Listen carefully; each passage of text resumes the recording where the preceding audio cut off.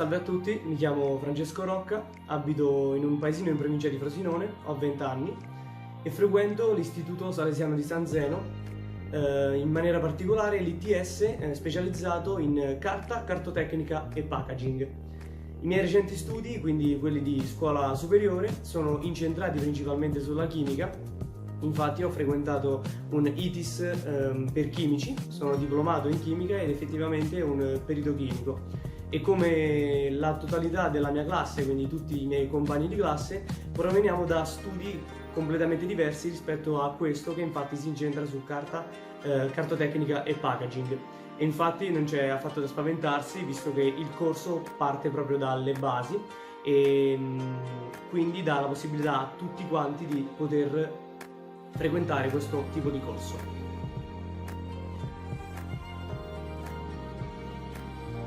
Allora, cosa mi ha spinto a seguire questo tipo di corso? La mia situazione è abbastanza particolare, infatti è da circa un anno che lavoro presso una cartiera in provincia di Frosinone, quando dopo 3 mesi di lavoro il direttore mi fa una proposta alquanto allettante. Mi chiede se avessi voluto ampliare le mie conoscenze nell'ambito cartario, quando dopo 3 mesi di lavoro, anche lavorando in una cartiera, le conoscenze sulla carta sono ben poche.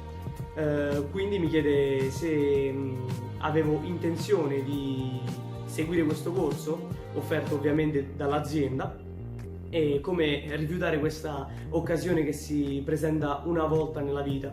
Ed effettivamente mi reputo abbastanza fortunato di aver ricevuto questa occasione. Infatti oggi come oggi, dopo solo un anno di corso, in totale sono 2, le mie conoscenze sulla carta sono ampliate e cresciute a dismisura, grazie appunto a questo corso.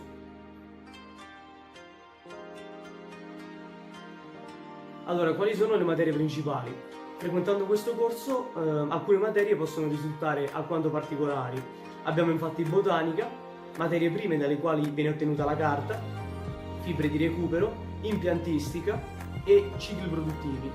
Abbiamo anche chimica e fisica, visto che sono molto presenti nelle cartiere e nelle cartotecniche. E ultimo, ma non per importanza, c'è l'inglese, che secondo il mio onesto parere è una materia che deve essere presente in tutti i tipi di corso, visto che ai giorni nostri ha un impatto molto importante. Tuttavia vi è anche la presenza di tirocini e stage, anch'essi importantissimi, visto che ci fanno toccare con mano materie che appunto ci vengono spiegate forse per la prima volta e che dobbiamo il più delle volte immaginare. Grazie proprio a questi stage ci sarà molto più facile capire alcuni concetti e verremo appunto, nel nostro caso, nel nostro corso, portati in cartiere o cartotecniche per studiare meglio e capire meglio questo tipo di corso.